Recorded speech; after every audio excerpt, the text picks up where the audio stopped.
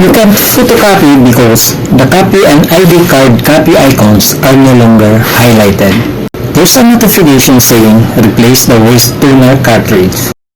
Yes, what we should do is replace the waste toner cartridge now. Press the notification button and notification message will appear. Open the front cover and replace the waste toner cartridge now. Open the front cover of the machine.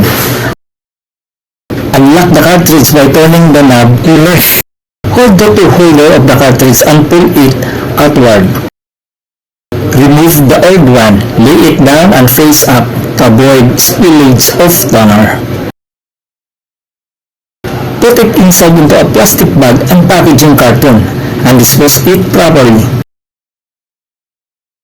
Get the cleaning stick and insert or push it twice to all the 4 holes below the toner cartridge.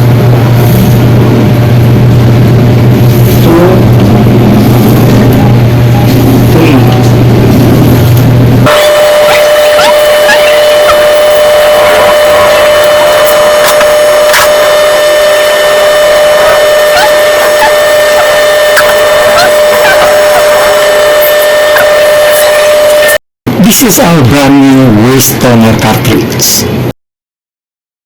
Please be reminded that do not use not legit toner to avoid problem of the machine.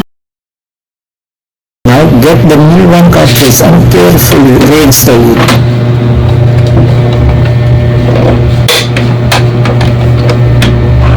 Lock the cartridge by turning right knob.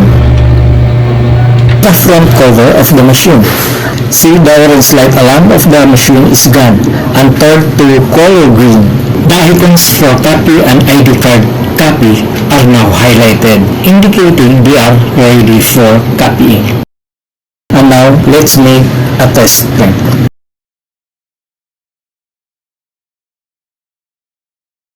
Now the machine is working.